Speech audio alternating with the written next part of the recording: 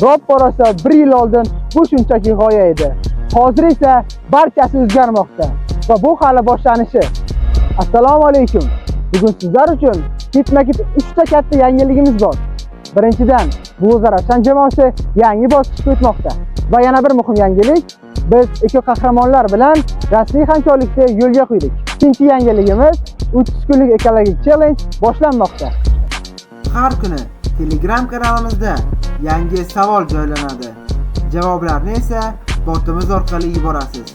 Ishtirok eting, ballarni to'plang va sovrinlarimizga ega bo'ling.